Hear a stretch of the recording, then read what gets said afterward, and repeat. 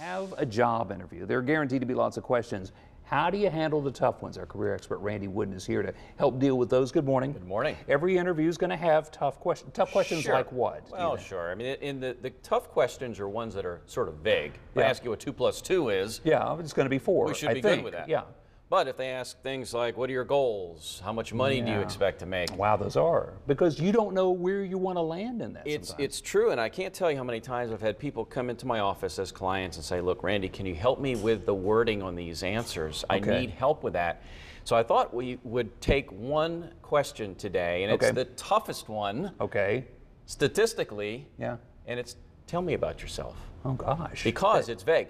But let me back up for just a quick second. And when it comes to interpersonal communication, and I'm not talking about signs that say no smoking or stay out, but the face-to-face, 55% of interpersonal communication is body language. Wow. It's your gestures, your facial expressions, it's your eye contact, are you slouching? More than half of it is how you look. Okay. Yeah.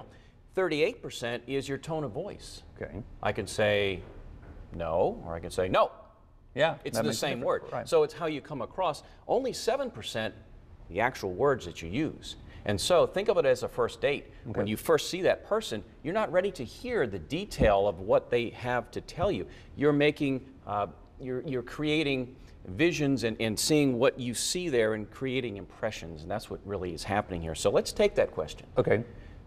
Tell me about yourself, and you got kind of an acronym to help people remember I do. things, It's about a 30 to 45 second answer, but it's GEESE. G-E-E-S-E. Geese, okay. The G is a greeting. Brad, appreciate having me in.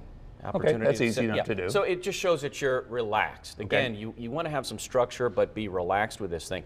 The E then is your education, if it's relevant. You don't want to come out and say, I don't have whatever. But if you have a degree or you have a license or certification that's relevant, exactly. And then your next step is to talk your experience. Okay, and that's the other E. It is. It's the second of 3 E's. Yeah.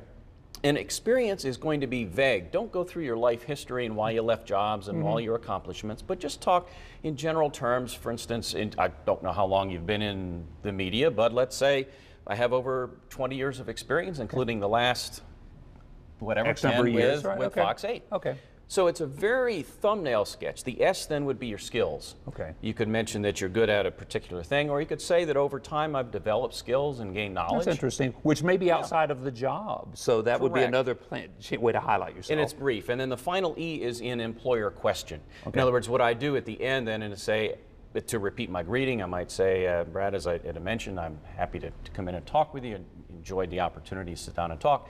Could you tell me a little more about what you're looking for? Okay, so you're keeping the conversation going. So you said all of that in about 45 seconds or so. Typically. It's a great thumbnail of who you are, what you do. Well, typically, and because it's a vague question, you're going to assume they mean professionally. Right.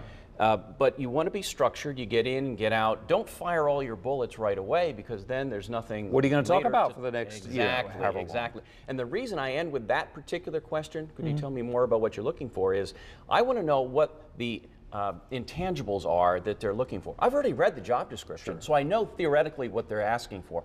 I want to know things like, we need somebody who can work independently. We need somebody who is proactive.